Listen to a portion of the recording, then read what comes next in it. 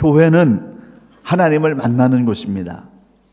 교회는 하나님을 찾는 사람들이 모인 곳입니다. 그렇기 때문에 교회에서는 하나님을 찾아야 됩니다. 다른 것을 기대하게 되면 실망하게 됩니다. 우리는 예배를 통해서 하나님을 만나고 또 하나님을 만난 사람들의 얼굴을 보면서 하나님의 영광과 만나는 그런 감격이 있어야 됩니다. 여러분 중에 현재 교회에 나와 있는데 무언가 목마르고 무언가 쫓기는 것 같고 무언가 만족함이 없는 상태에 있다면 그분은 지금 영적인 갈증에 시달리고 있는 겁니다. 하나님과 만나야 되는 사람입니다. 하나님과의 만남이 이루어지지 않게 되면은 사람의 영적인 갈증은 절대로 해결되지 못합니다. 그렇지만 하나님을 만난 사람은 그 어떤 갈증이라 할지라도 다 해결이 되어지고 하나님 한 분만으로 인간 속에 들어있는 갈증이 일시에 다 풀려져 버리는 그런 역사함이 나타납니다. 성경에 보게 되면 심각한 인생의 갈증에 시달리던 사람들이 하나님을 만남으로 말미암아서 일시의 영적인 갈증이 해결되어지고 인생의 결박이 풀려서 평범한 사람에서 비범한 사람으로 변화되어지는 스토리로 가득합니다. 이 역사가 우리에게 일어나야 된다는 것입니다. 내 영혼이 만족한 행복으로 가득 차려면 하나님을 만나는 역사가 일어나야 됩니다. 그렇다고 한다면 우리가 어떻게 하나님을 만날 수 있을까요? 하나님은 어디에 어떤 사람에게 나타나시는 것일까요?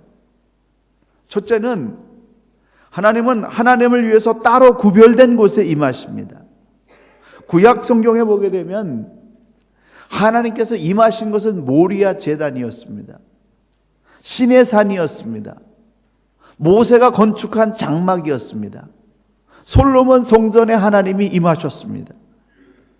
하나님께 예배드리기 위해서 따로 구별된 제단과 장막과 성전에 하나님께서 임하셨습니다.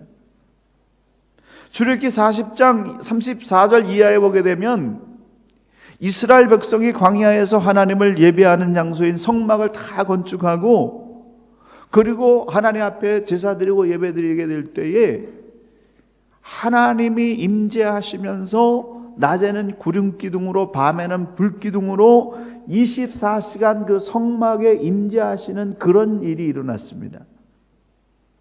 역대하 5장에 보게 되면 솔로몬이 하나님의 성전을 건축하고 하나님의 언약궤를 안치한 다음에 제사장들이 거기서 제사를 드리게 될 때에 하나님의 영광이 얼마나 가득하게 임했는지 제사장들이 그 하나님의 위용에 눌려서 업무를 보지 못할 그런 일이 일어났습니다. 역대 5장 14절 현대어 성경으로 이렇게 말씀하고 있습니다.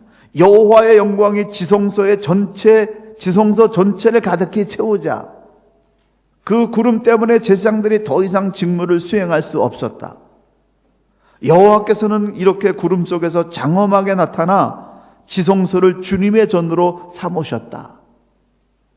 성전뜰이 있고 성소가 있고 오직 하나님만을 만날 수 있는 언약궤가 모셔져 있는 지성소가 있는데 하나님께서 지성소에 임하셨다라고 하는 것입니다. 성막이나 성전이 건축된 후에는 하나님께서 지성소에 임하셨습니다. 지성소는 오직 하나님만을 위한 장소입니다. 하나님만을 만나기 위해서 제사장이 들어가서 하나님을 기다리는 장소입니다. 하나님만을 예배하는 구별된 장소에 하나님께서 임하셨다는 것입니다. 하나님은 따로 구별된 곳, 하나님을 위해서 예배드리는 곳에 임하십니다. 그래서 예배드리는 장소, 예배드리는 성전 굉장히 중요합니다. 교회를 하나님처럼 섬겨서는 안 됩니다. 교회는 하나님을 위해서 예배하기 위해서 따로 구별된 장소여 건물에 불과합니다. 그렇지만 성령 받은 사람들이 우선적으로 중요하고 성도들의 모임이 참된 교회이지만은 그들이 오직 하나님만을 위해서 따로 정해놓고 예배드리는 건물이 있다고 한다면 그 구별된 건물도 중요하다라고 하는 겁니다. 그곳에는 기도가 쌓여 있습니다. 그곳에는 성도들의 헌신과 눈물과 땀방울이 쌓여 있습니다. 그런 구별된 장소인 이 예배당, 이 성전, 이 교회는 하나님이 임재하시는, 하나님이 찾아오셔서 저와 여러분을 만나는 만남의 장소라는 사실입니다. 예배당에 들어와서 기도하게 되면요, 성령의 감동이 굉장히 강하게 느껴집니다. 기도가 쌓여있기 때문에 그렇습니다. 하나님의 거룩함을 추구하는 것이기 때문에 그래요. 여기서 무엇을 하겠습니까? 연주를 하든 찬양을 하든 기도를 하든 무엇을 하든 이곳은 하나님만을 위해서 따로 구별된 성전입니다. 그렇기 때문에 하나님께서 기뻐하시고 이곳에서 예배드리는 저와 여러분에게 하나님께서 임하시는 줄 믿으시기 바랍니다. 성전을 사모해야 돼요. 초대교회 성도들이 성령 받고 난 다음에 기도하는 일과 모이는 일에 전심을 다했습니다. 성전에 모이기를 힘썼습니다. 성도들이 모이기 위해서 따로 구별된 이곳이 우리에게 얼마나 중요한 것인지 모릅니다. 나의 한 방울의 땀이라도, 나의 작은 목소리 하나라도 이곳에 와서 하나님을 찾고 부르짖으며 기도하고 마음과 정성을 쏟아서 그것이 쌓이고 쌓일 때 하나님은 이곳을 거룩하게 여기시고 이곳에 찾아오셔서 하나님이 주실 수 있는 영적인 선물들과 성령의 충만함을 우리에게 부어주셔서 하나님의 영광을 가득하게 하시고 그리고 바로 이곳에 부흥의 샘물이 솟아나오게 하는 그런 역사를 이루어 주시는 줄 믿으시기 바랍니다. 오직 하나님만을 위해서 따로 구별된 곳에 하나님이 임재하십니다. 그러므로 오직 하나님을 섬기기 위해서 따로 구별해서 하나님을 예배하는 이곳에 우리 하나님께서 임하셔서 저와 여러분의 영적인 갈증을 시원하게 채워주시고 독수리의 날개치며 올라간 같은 새 힘을 얻는 예배의 시간, 하나님을 만나는 거룩한 이곳이 되시기를 간절히 축원합니다. 두 번째로는 경건의 훈련으로 자신의 몸을 하나님의 성전이 되게 한 그런 사람에게 하나님이 임하십니다. 요한복음 2장 19절 이해해 보게 되면 예수님께서 이렇게 말씀하셨습니다. 너희가 이 성전을 헐라 내가 사흘 동안에 일으키리라. 유대인들이 가로되 이 성전은 46년 동안의 지역권을 네가 3일 동안에 일으키겠느냐? 그러자 예수는 성전된 자기 육체를 가리켜 말씀하신 것이다 라고 말하고 있습니다. 예수님은 자신의 육신을 하나님의 성전이라고 말씀하고 있습니다. 하나님을 위하여 전적으로 바쳐진 몸이었고 하나님을 예배하는 몸으로 사셨기 때문에 예수님은 자신의 몸을 하나님의 성전이라고 그렇게 말씀하셨습니다. 사도 바울 또한 고린도전서 3장 16절 이해해 보게 되면 너희가 하나님의 성전인 것과 하나님의 성령이 너희 안에 거하는 것을 알지 못하느뇨? 누구든지 하나님의 성전을 더럽히면 하나님이 그 사람을 멸하시리라. 하나님의 성전은 거룩하니 너희도 그러하니라. 우리의 몸이 성전이 되어야 된다는 것입니다. 여러분, 저와 여러분의 몸이 하나님만을 위한 거룩한 성전이 되어야 된다라고 하는 겁니다. 예수 그리스도의 이름으로 거룩한 삶을 이루어내게 될 때 하나님이 임하시는 그런 육체가 된다라고 하는 것입니다. 그렇기 때문에 저와 여러분이 세상 속에 살고 있지만 세상의 욕망을 따라서 살아가는 것이 아니라 하나님의 말씀대로 순종하면서 살아가는 하나님을 위한 구별된 몸이 되어야 된다는 거예요. 정말 하나님 보시기에 저 사람은 나의 성장과 같다. 그렇게 인정할 수 있는 성전된 몸이 되어지게 되면 하나님이 그에게 찾아오신다라고 하는 것입니다. 믿으시기 바랍니다. 이 역사가 일어나야 된다는 거예요. 쉽게 믿어서는 안 됩니다. 값싸게 믿어서는 안 됩니다. 정말 저와 여러분이 피 흘리기까지 경건의 훈련과 연습을 해서 저와 여러분의 몸이 거룩한 몸이 되게 해야 돼요. 그때 하나님께서 임하신다는 사실입니다. 그런 사실을 생각하면서 한번 따라해 주시기 바랍니다. 내 몸은 성전이다. 하나님을 모시는 성전이다. 우리 가슴에도 이렇게 손을 대면서 한번 그렇게 해 주시기 바랍니다. 내 몸은 성전이다. 하나님을 모시는 성전이다. 할렐루야. 건강과 행복과 하나님의 축복이 임할 수밖에 없는 겁니다. 하나님을 예배하기 위해서 따로 구별된 성전으로 살게 되면 하나님이 그 육체 가운데 성령을 부어주시겠다고 약속하고 계세요. 하나님의 영이 임하기 때문에 그 인생이 기쁨이 터질 수밖에 없고 감사가 터질 수밖에 없고 다른 사람에게 선한 것을 줄 수밖에 없다라고 하는 겁니다. 제가 새벽에 부르짖어 기도하는 그런 것을 다시 시작하게 됐는데요. 왜 새벽에 부르짖어 기도해야 되는지를 깨닫게 됐어요. 이게 한번 톤이 올라가게 되면은 내려가기가 어렵잖아요. 새벽에 부르짖어 기도해가지고 톤이 다 이렇게 올라가게 되면은 하루 종일 흥분 속에서 살게 되고 더 강력한 그러한 믿음과 용기를 가지고 살게 되니까 하루 종일 성령 충만한 삶이 이루어지더라고요. 정말 저와 여러분이 하나님을 위해서 거룩한 성전이 만들어지게 되면은 인생이 어떻게 바뀔지 모릅니다.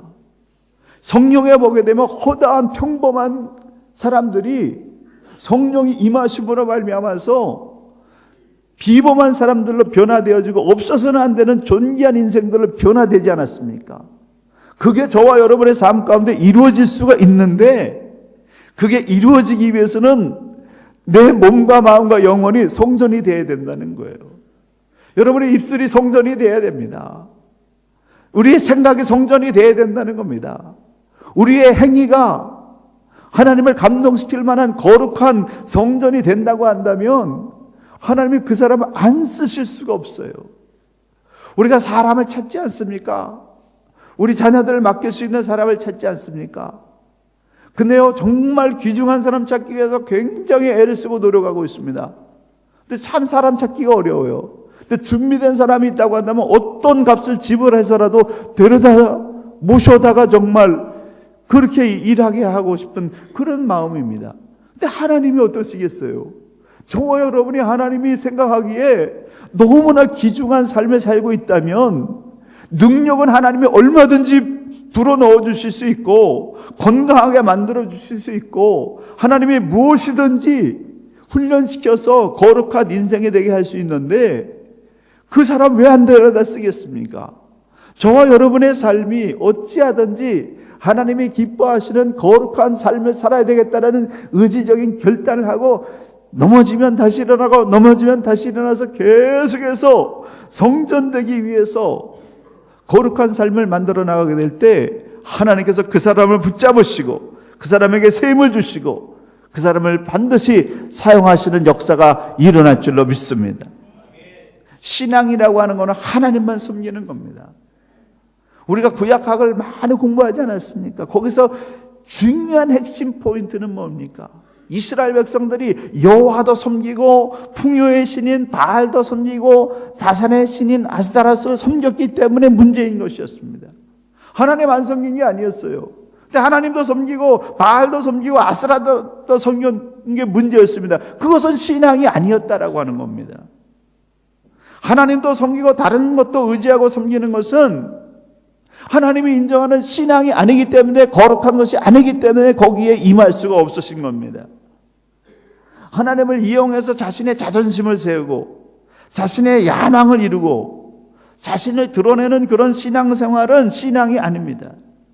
오직 하나님만 섬기고 하나님만을 드러내기 위해서 살아가는 성전으로 살게 될 때 하나님께서 그를 인정하시고 그에게 찾아오셔서 그의 인생을 축복해 주시는 하나님의 임하심의 역사가 일어나는 것입니다.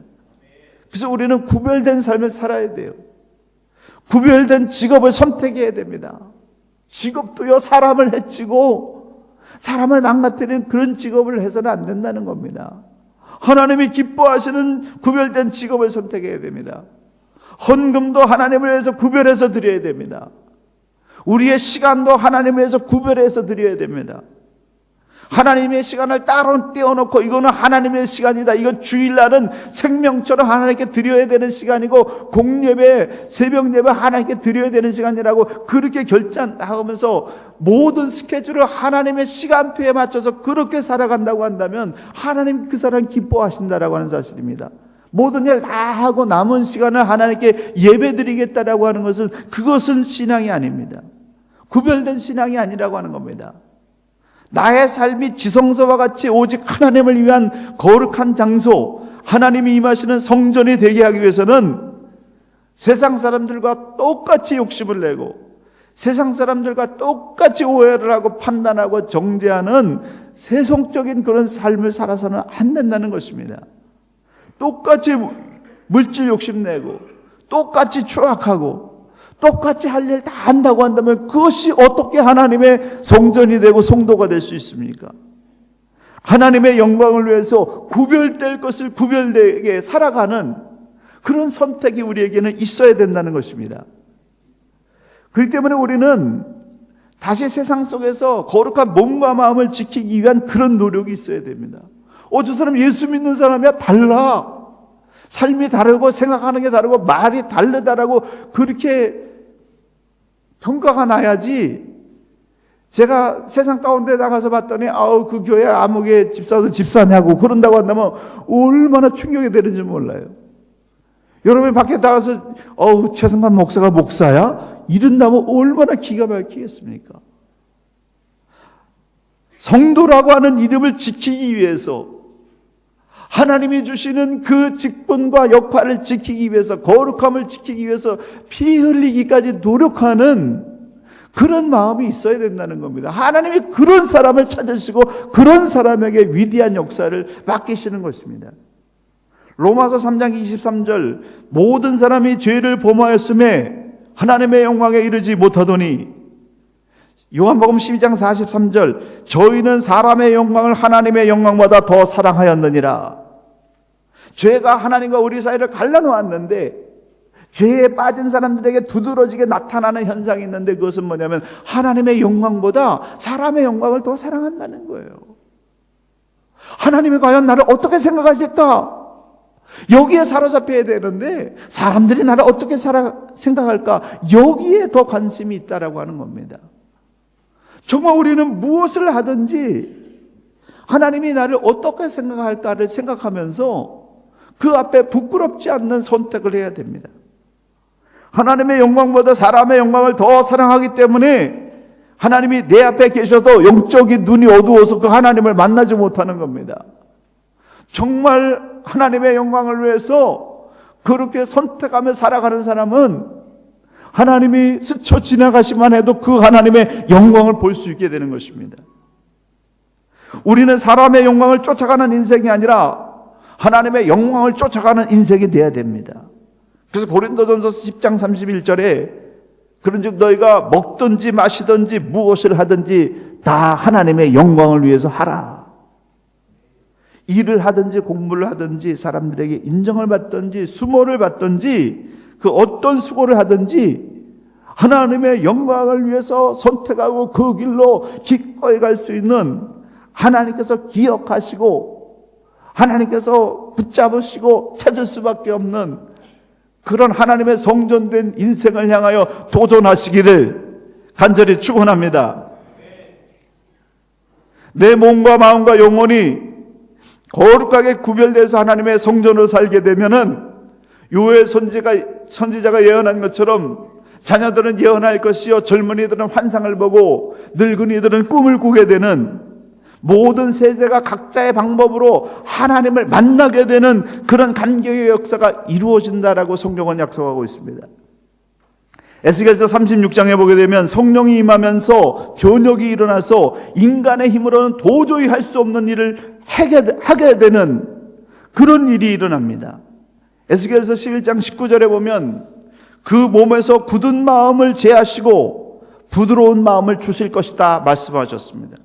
성령이 임하게 되면은 돌같이 딱딱한 완악하고 교만한 마음이 깨지고 부서져서 어떤 씨앗이라도 잘 자랄 수 있는 옥토같이 부드러운 인생이 된다라고 하는 겁니다.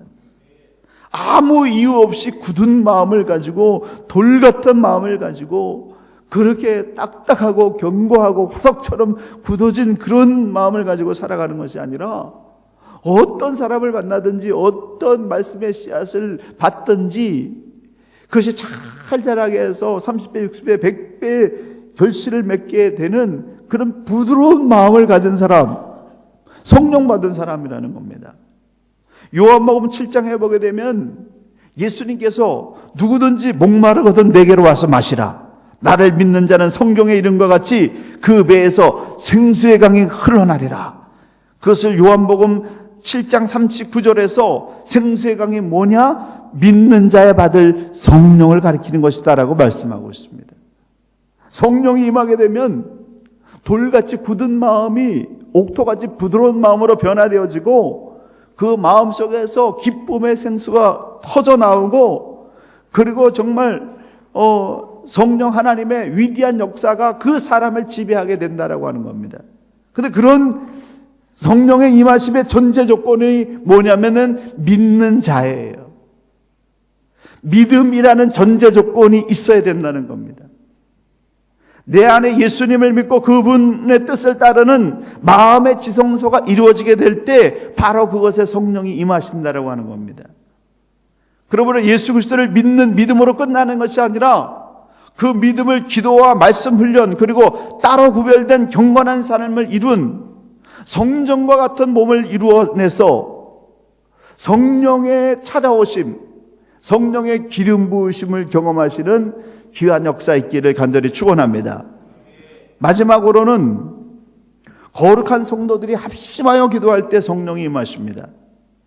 오늘 이 본문 말씀에 베드로와 요한은 제사장들과 서기관들에게 예수의 이름으로 말하지도 말고 가르치지도 말라고 하는 그런 위협을 받았습니다. 이들은 사도행전 3장에서 안전뱅이가 일어나가지고 온 예루살렘 사람들이 관심을 가지고 베드로와 요한의 말씀에 집중하면서 변화되는 역사가 일어나니까, 예수님을 십자가에 못 박아 죽게 했던 이 제사장들과 서기관이 베드로와 요한을 잡아다가 위협을 하면서 예수의 이름으로 말하지도 말고 가르치지도 말아라, 그렇게 위협을 받았습니다.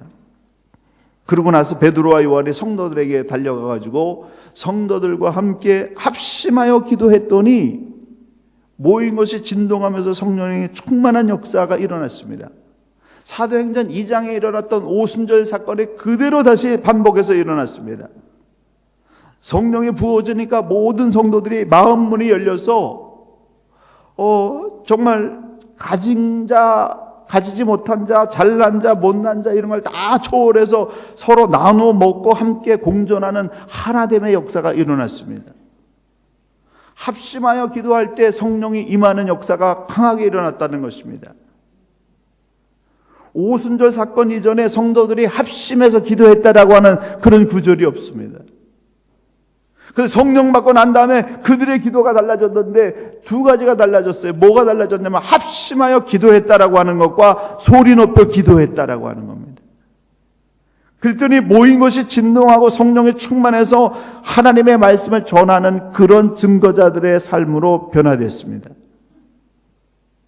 예수님은 말씀을 가르치시고 그런 다음에 병든 자를 치료하시고 귀신 들린 자들을 치료하셨습니다. 말씀을 가르치시고 병든 자를 치료하시고 귀신을 쫓아내는 그런 사역이 일어났는데, 예수님의 그런 말씀 사역 뒤에는 사람들에게 일어나는 기적인 기사와 자연 현상에게 일어나는 그런 사람들에게 일어나는 표적과 자연 현상에 일어나는 기사, 기적이 일어났다라고 하는 겁니다. 예수님의 생애 속에서는 표적과 기사로 가득합니다. 그런데 예수님의 이러한 표적과 기사가 이루어지기 전에 그 표적과 기사라고 하는 열매가 나오는 그 밑뿌리는 무엇이었냐면은, 예수님은 항상 새벽에 나가서 기도하셨고 중요한 일이 있을 때마다 땀방울이 빗방울이 되도록 기도하셨다라고 하는 것입니다. 예수님의 가르침의 결실과 기사와 표적, 이것의 그 밑뿌리는 기도 생활과 경건 생활에서 나온 것이다라고 하는 겁니다. 그래서 정말 예수님의 생애의 핵심은 뭐냐면 기도 생활과 경건 생활이에요. 저와 여러분도 예수 믿고 난 다음에 변화돼야 되는데, 변화되지 않는 근본적인 이유는 기도 생활과 경건 생활을 하지 않기 때문에 그렇습니다. 저와 여러분의 삶 가운데 신앙의 결실이 팍팍 일어나는, 신앙의 감격과 기쁨이 솟아나는 그런 삶이 일어나려면은 반드시 그 신앙의 밑바닥에 기도 생활과 경건 생활이 계속해서 쌓여간다라고 하는 겁니다. 이거 이루어지지 않게 되면은 기도하는 사람 쫓아가는 거예요. 능력 있는 사람 쫓아가는 거예요. 그냥 목마른 사람이 이 바닷물 한 모금을 퍼먹는 거와 똑같습니다. 더 갈증이 생기는 거예요. 그것은 절대로 근본적인 문제를 해결할 수 없습니다. 정말 하나님의 역사하심이 내 삶 가운데 끌어들이도록 그렇게 되기 위해서는 뭐냐면 내 삶이 기도 생활과 경건 생활에 깊이 뿌리를 내리는 이 작업이 일어나야 된다는 겁니다. 그것으로서 열매가 계속해서 터져 나오는 것입니다. 그런데 한 사람의 경건한 사람이 기도할 때 하나님이 그 기도를 들어주시는데, 이 경건한 사람이 두세 사람이 모여요. 120명이 모여요. 120명만 모이면 도시 전체를 흔들고 민족을 흔들고 세계 복음화를 이루는 그런 역사가 일어났다라고 하는 것이 사도행전 2장의 그러한 증거입니다. 전심으로 합심해서 기도하는 경건한 자의 부르짖음의 기도를 하나님께서 들으시고 천지가 진동하는 하나님의 그런 구원의 역사가 일어났습니다. 사무엘상 7장에 보게 되면 사무엘이 20년 만에 이스라엘을 영적으로 이끌어가는 지도자로 처음으로 등장하게 됩니다.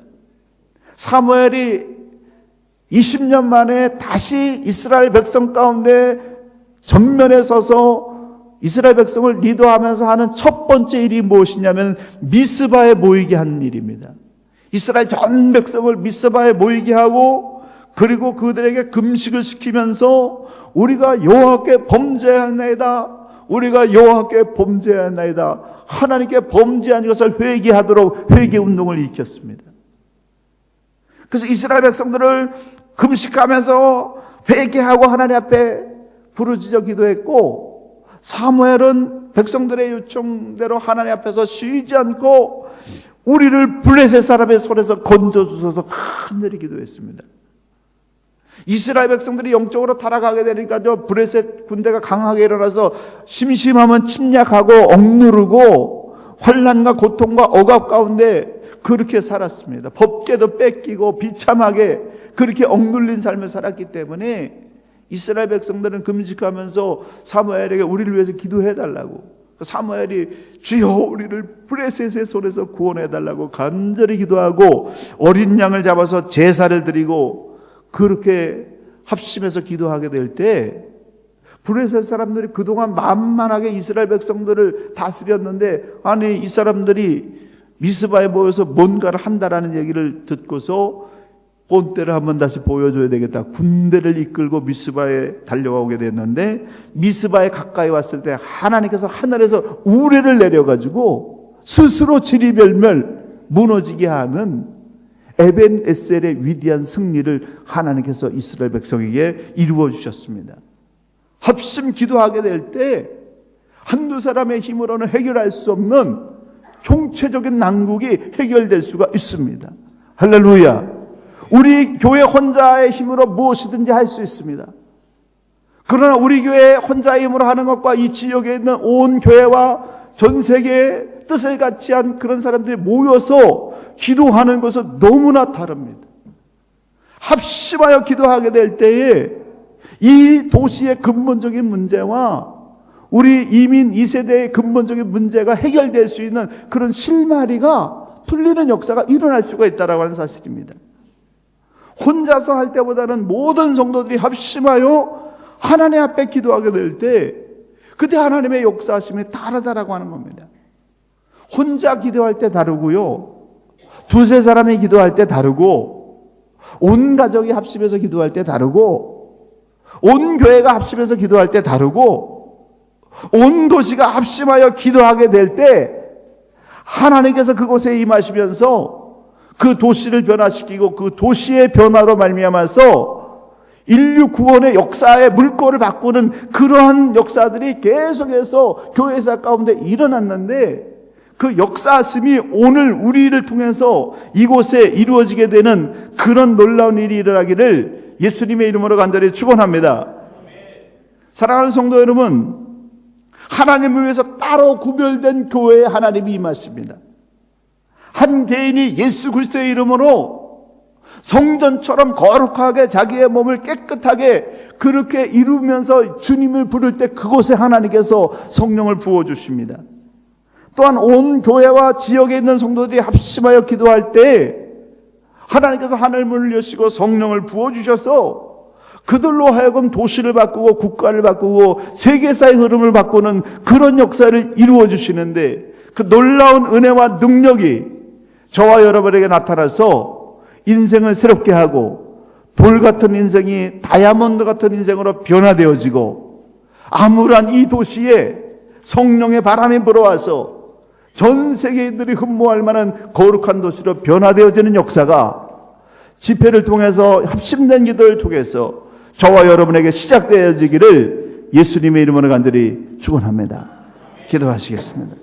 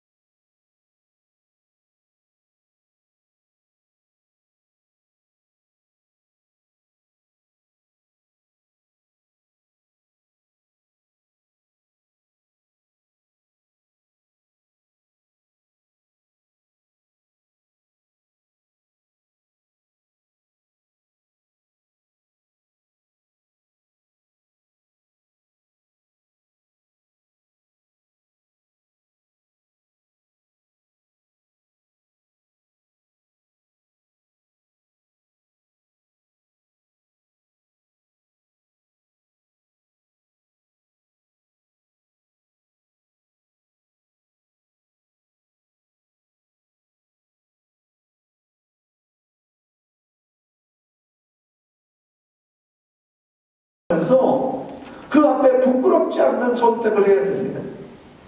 하나님의 영광보다 사람의 영광을 더 사랑하기 때문에 하나님이 내 앞에 계셔도 영적인 눈이 어두워서도 하나님을 만나지 못하는 겁니다.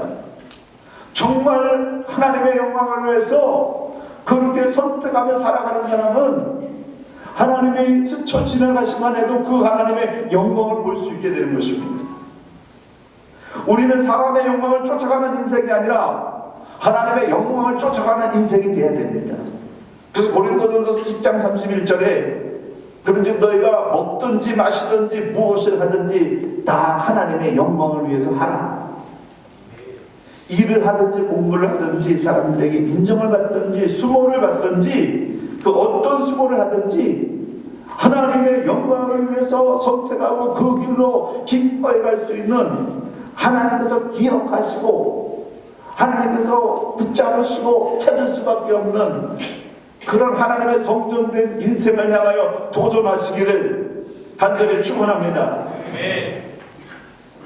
내 몸과 마음과 영혼이 거룩하게 구별돼서 하나님의 성전으로 살게 되면은 요엘 선지자가 예언한 것처럼 자녀들은 예언할 것이요 젊은이들은 환상을 보고 늙은이들은 꿈을 꾸게 되는 모든 세대가 각자의 방법으로 하나님을 만나게 되는 그런 감격의 역사가 이루어진다라고 성경은 약속하고 있습니다. 에스겔서 36장에 보게 되면 성령이 임하면서 교력이 일어나서 인간의 힘으로는 도저히 할 수 없는 일을 하게 되는 그런 일이 일어납니다. 에스겔서 11장 19절에 보면 그 몸에서 굳은 마음을 제하시고 부드러운 마음을 주실 것이다 말씀하셨습니다. 성령이 임하게 되면은 돌같이 딱딱한 완악하고 교만한 마음이 깨지고 부서져서 어떤 씨앗이라도 잘 자랄 수 있는 옥토같이 부드러운 인생이 된다라고 하는 겁니다. 아무 이유 없이 굳은 마음을 가지고 돌 같은 마음을 가지고 그렇게 딱딱하고 견고하고 화석처럼 굳어진 그런 마음을 가지고 살아가는 것이 아니라 어떤 사람을 만나든지 어떤 말씀의 씨앗을 받든지 그것이 잘 자라게 해서 30배, 60배, 100배 결실을 맺게 되는 그런 부드러운 마음을 가진 사람, 성령 받은 사람이라는 겁니다. 요한복음 7장에 보게 되면 예수님께서 누구든지 목마르거든 내게로 와서 마시라. 나를 믿는 자는 성경에 이른것 같이 그 배에서 생수의 강이 흘러나리라. 그것을 요한복음 7장 39절에서 생수의 강이 뭐냐? 믿는 자에 받을 성령을 가리키는 것이다 라고 말씀하고 있습니다. 성령이 임하게 되면 돌같이 굳은 마음이 옥토같이 부드러운 마음으로 변화되어지고 그 마음속에서 기쁨의 생수가 터져나오고 그리고 정말 성령 하나님의 위대한 역사가 그 사람을 지배하게 된다고 하는 겁니다. 근데 그런 성령의 임하심의 전제 조건이 뭐냐면은 믿는 자예요. 믿음이라는 전제 조건이 있어야 된다는 겁니다. 내 안에 예수님을 믿고 그분의 뜻을 따르는 마음의 지성소가 이루어지게 될 때 바로 그것을 성령이 임하신다고 하는 겁니다. 그러므로 예수 그리스도를 믿는 믿음으로 끝나는 것이 아니라 그 믿음을 기도와 말씀 훈련 그리고 따로 구별된 경건한 삶을 이룬 성전과 같은 몸을 이루어내서 성령의 찾아오심, 성령의 기름 부으심을 경험하시는 귀한 역사 있기를 간절히 축원합니다. 마지막으로는 거룩한 성도들이 합심하여 기도할 때 성령이 임하십니다. 오늘 이 본문 말씀에 베드로와 요한은 제사장들과 서기관들에게 예수의 이름으로 말하지도 말고 가르치지도 말라고 하는 그런 위협을 받았습니다. 이들은 사도행전 3장에서 안전병이가 일어나서 온 예루살렘 사람들이 관심을 가지고 베드로와 요한의 말씀에 집중하면서 변화되는 역사가 일어나니까 예수님을 십자가에 못 박아 죽게 했던 이 제사장들과 서기관이 베드로와 요한을 잡아다가 위협을 하면서 예수의 이름으로 말하지도 말고 가르치지도 말아라. 그렇게 위협을 받았습니다. 그러고 나서 베드로와 요한이 성도들에게 달려가가지고 성도들과 함께 합심하여 기도했더니 모인 것이 진동하면서 성령의 충만한 역사가 일어났습니다. 사도행전 2장에 일어났던 오순절 사건이 그대로 다시 반복해서 일어났습니다. 성령이 부어지니까 모든 성도들이 마음 문이 열려서 정말 가진 자, 가지지 못한 자, 잘난 자, 못난 자 이런 걸 다 초월해서 서로 나누어 먹고 함께 공존하는 하나님의 역사가 일어났습니다. 합심하여 기도할 때 성령이 임하는 역사가 강하게 일어났다는 것입니다. 오순절 사건 이전에 성도들이 합심해서 기도했다라고 하는 그런 구절이 없습니다. 그래서 성령 받고 난 다음에 그들의 기도가 달라졌는데 두 가지가 달라졌어요. 뭐가 달라졌냐면 합심하여 기도했다라고 하는 것과 소리 높여 기도했다라고 하는 겁니다. 그랬더니 모인 것이 진동하고 성령이 충만해서 하나님의 말씀을 전하는 그런 증거자들의 삶으로 변화됐습니다. 예수님은 말씀을 가르치시고 그런 다음에 병든 자를 치료하시고 귀신 들린 자들을 치료하셨습니다. 말씀을 가르치시고 병든 자를 치료하시고 귀신을 쫓아내는 그런 사역이 일어났는데 예수님의 그런 말씀 사역 뒤에는 사람들에게 일어나는 기적인 기사와 자연현상에게 일어나는 그런 사람들에게 일어나는 표적과 자연현상에 일어나는 기사, 기적이 일어났다고 하는 겁니다. 예수님의 생애 속에서는 표적과 기사로 가득합니다. 그런데 예수님의 이러한 표적과 기사가 이루어지기 전에 그 표적과 기사라고 하는 열매가 나오는 그 밑뿌리는 무엇이었냐면은 예수님은 항상 새벽에 나가서 기도하셨고 중요한 일이 있을 때마다 땀방울이 빗방울이 되도록 기도하셨다라고 하는 것입니다. 예수님의 가르침의 결실과 기사와 표적 이것의 그 밑뿌리는 기도 생활과 경건 생활에서 나온 것이다라고 하는 겁니다. 그래서 정말 예수님의 생애의 핵심은 뭐냐면 기도 생활과 경건 생활이에요. 저와 여러분도 예수 믿고 난 다음에 변화되어야 되는데 변화되지 않는 근본적인 이유는 기도 생활과 경건 생활을 하지 않기 때문에 그렇습니다. 저와 여러분의 삶 가운데 신앙의 결실이 팍팍 일어나는 신앙의 감격과 기쁨이 솟아나는 그런 삶이 일어나려면은 반드시 그 신앙의 밑바닥에 기도 생활과 경건 생활이 계속해서 쌓여간다는 겁니다. 이거 이루어지지 않게 되면은 기도하는 사람 쫓아가는 거예요. 능력 있는 사람 쫓아가는 거예요. 그냥 목마른 사람이 이 바닷물 한 모금을 퍼먹는 거와 똑같습니다. 더 갈증이 생기는 거예요. 그것은 절대로 근본적인 문제를 해결할 수 없습니다. 정말 하나님의 역사하심이 내 삶 가운데 끌어들이도록 그렇게 되기 위해서는 뭐냐면 내 삶이 기도 생활과 경건 생활에 깊이 뿌리를 내리는 이 작업이 일어나야 된다는 겁니다. 그것으로서 열매가 계속해서 터져 나오는 것입니다. 그런데 한 사람의 경건한 사람이 기도할 때 하나님이 그 기도를 들어주시는데 이 경건한 사람이 두세 사람이 모여요. 120명이 모여요. 120명만 모이면 도시 전체를 흔들고 민족을 흔들고 세계복음화를 이루는 그런 역사가 일어났다라고 하는 것이 사도행전 2장의 그러한 증거입니다. 전심으로 합심해서 기도하는 경건한 자의 부르짖음의 기도를 하나님께서 들으시고 천지가 진동하는 하나님의 그런 구원의 역사가 일어났습니다. 사무엘상 7장에 보게 되면 사무엘이 20년 만에 이스라엘을 영적으로 이끌어가는 지도자로 처음으로 등장하게 됩니다.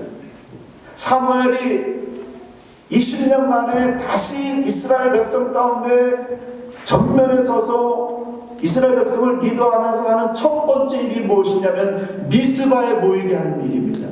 이스라엘 전 백성을 미스바에 모이게 하고 그리고 그들에게 금식을 시키면서 우리가 여호와께 범죄하나이다, 우리가 여호와께 범죄하나이다, 하나님께 범죄한 것을 회개하도록 회개운동을 일으켰습니다.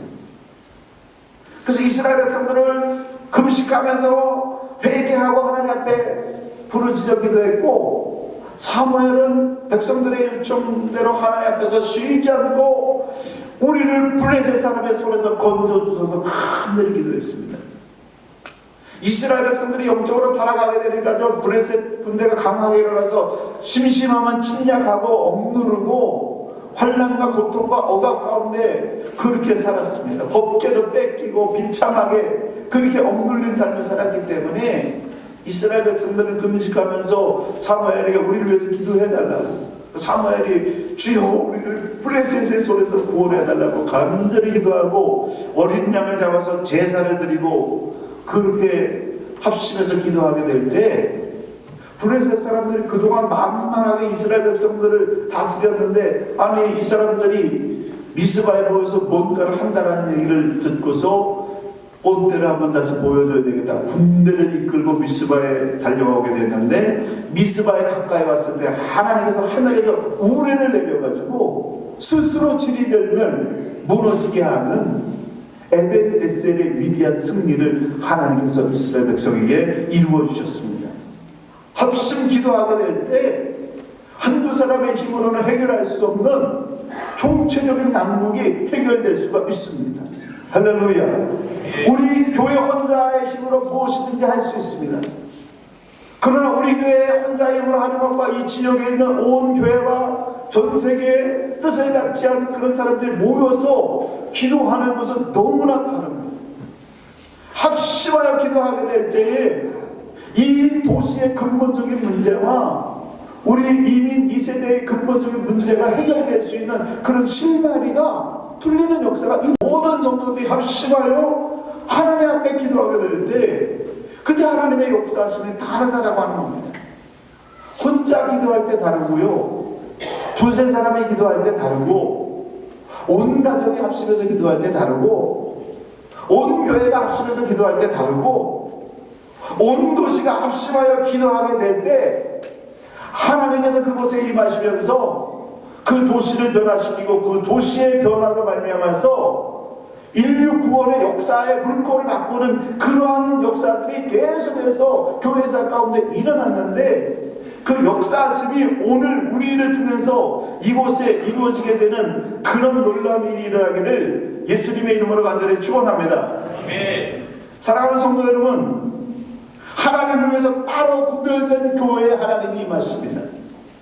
한 개인이 예수 그리스도의 이름으로 성전처럼 거룩하게 자기의 몸을 깨끗하게 그렇게 이루면서 주님을 부를 때 그곳에 하나님께서 성령을 부어주십니다.